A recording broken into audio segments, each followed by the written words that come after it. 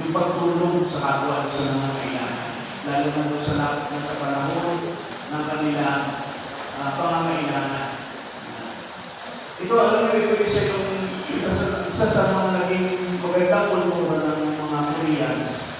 Kasi nga, doon sa church nila, pagpasok mo doon sa church, nandun yung dalawang offering box. Malalaki yun, kataas. Pagpasok mo pa lang ng simbahan, ilalagay mo na doon. Yung isang offering box ay para sa mission, at yung isa ay para sa church offering. Kaya makita ninyo, maraming mga kapatid natin, mga Korean missionaries, yung pumunta sa iba't ibang lugar. Hindi lang dito sa Pilipinas, worldwide yung kanilang mission. Bakit ito mo? Kasi mayroon silang support. At kahit hindi ka daughter church o sister church, kunyari, ibang local church, pwede ka humingi sa kanila. At hindi sila nagtatanong sa lugar natin yan.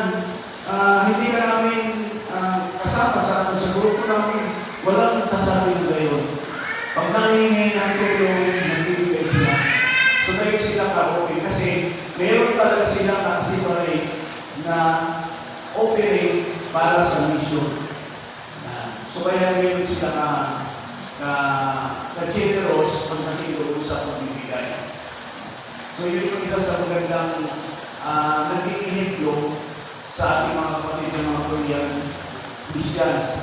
Sinunod nila yung ano sa Korinto, sa Korinto yung pagtulong ng mga taga-Korinto sa Judea. Nag-Jerusalem yung panahon na sila ay Diyos. So ngayon yung ano yung sinasabi na pwede natin gawin na tayo magkaisa sa lahat ng bagay, lalo na sa pangangailangan ng mga kapatiran.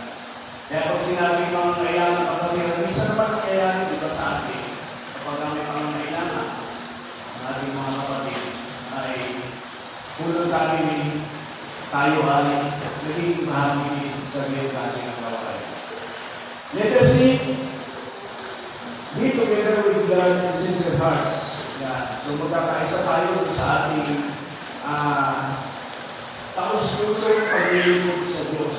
Meron tayong magkakaisa tungkol sa ating paglilingkod sa Panginoon. Iisa yung ating layunin, iisa yung ating direksyon ng ating paglilingkod, at tayo ay mayroong tagalakan sa ating mga puso. Totoo yung paglilingkod na ginagawa natin. Ito yung bunga ng ating pananampalataya kung ano yung dapat natin gawin para sa Panginoon. Because lahat ng ginagawa natin paglilingkod, lahat yun ay ating offering sa Diyos. Yun yung worship offering natin sa Panginoon Diyos. Yung pagbibigay natin ng ating buhay, ginagawa natin lahat ng ating tungkulin ng may kagalakan sa ating mga puso. Let praise and worship God, enjoy the labor of all the people. So, of course, kahit sa araw-araw, nagagawa natin yung buhay, kasalamat sa Panginoon. Kung na sa atin yun, na ano yung ginagawa natin, kahit sa tayo naroon, hindi tayo magpuli sa ating Panginoon Diyos. Dahil ito ay talagang ating naging bahagi na ng ating buhay pananampalataya. Matthew chapter 9, verse 25, Hebrews chapter 10, verse 22 to 25, and Acts chapter 2, verse 42 to 46. Ano naman yung sinasabi tungkol sa church na spiritual hospital? Spiritual hospital.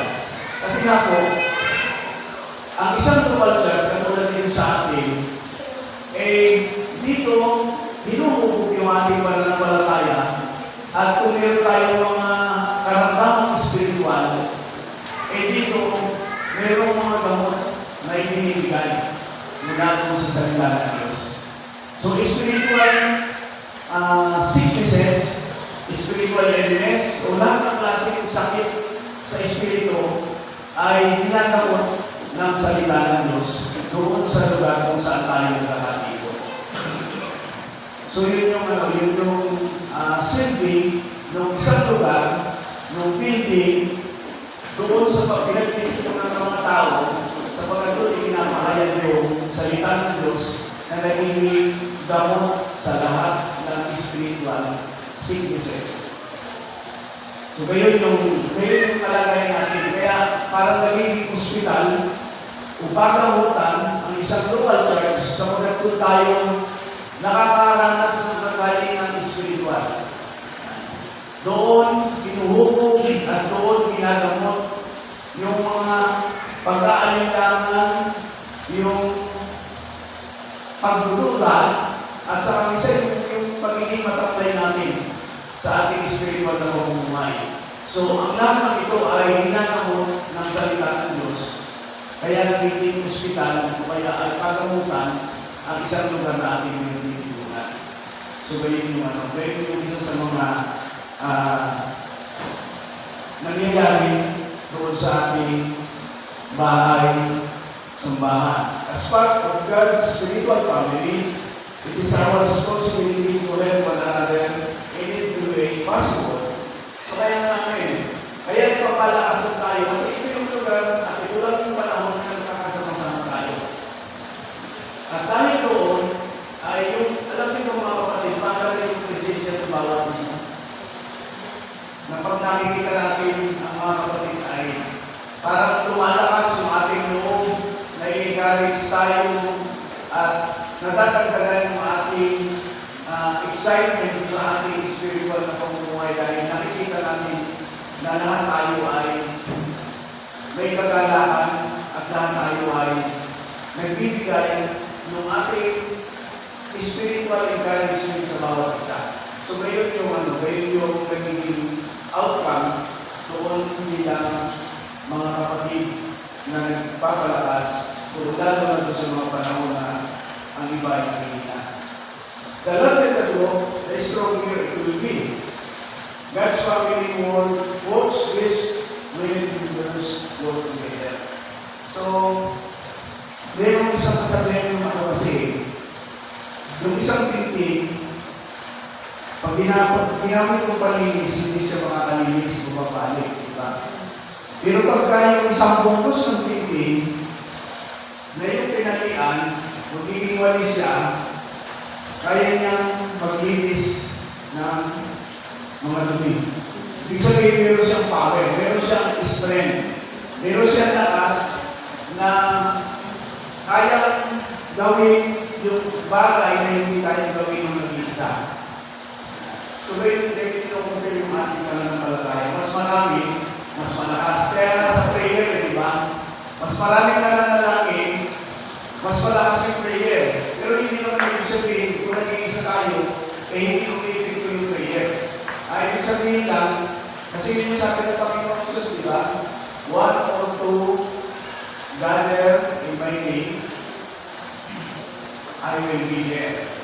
Nandun siya. Ibig sabihin, kasama natin ang Panginoon Kristo, kahit siya yung nagsisend ng lahat ng ating mga petisyon, yung mga prayer request natin, mga prayer petition natin, na sama-sama natin dinadala. Kaya nga ako lagi ang nag-encourage sa inyo mga kapatid.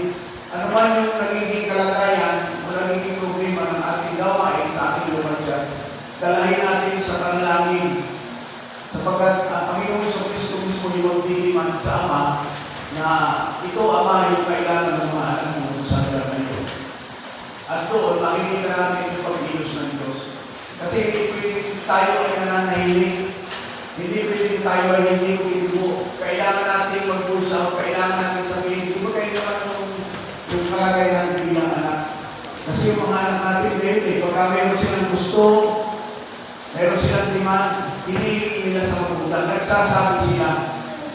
Kasi minsan, kahit alam ng magulang, hinihintay pa rin yung anak mo sa amin. Subayin din tayo sa Diyos.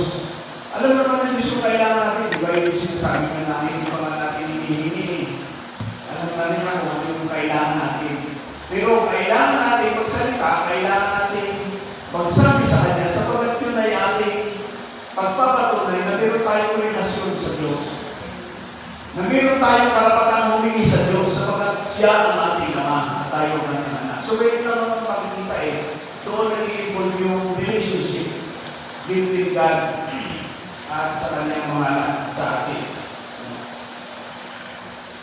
So, kaya mahalaga mga kapatid na sa ating pagtitipon, Hindi nawawalaan ng kapuluhan yung pagpunta natin dito. Hindi nawawalan ng kapuluhan yung paglinggo natin tuwing umaga, pagbibihis natin, paggagayak natin, at pagbibigay natin ng panahon. Kasi yun talaga yung gusto ng Diyos para sa atin, para lalo tayo manatili na malakas sa ating pananampalataya sa pamamagitan ng ating pagtitipon. So, ang simbahan o ang church ay hindi lang lugar kung saan ang mga tao ay pumipon. Sabi, ito yung mga tao na mga natinawag ng Diyos sa pamamagitan ng pananampalataya sa ating Panginoon sa Kristo. Ang simbahan ay isang larawan ng spiritual body of Christ. Kaya nga po, di ba, lagi kong ini-inform sa inyo na tayo ay isang local body of Christ. Kumpleto tayo, isang katawan tayo ng ating Panginoon sa Kristo. Kaya nga, ang lagi natin i-encourage na maging buo tayo sa ating Panginoon. Kasi mahirap gumalaw kapag mayroong isang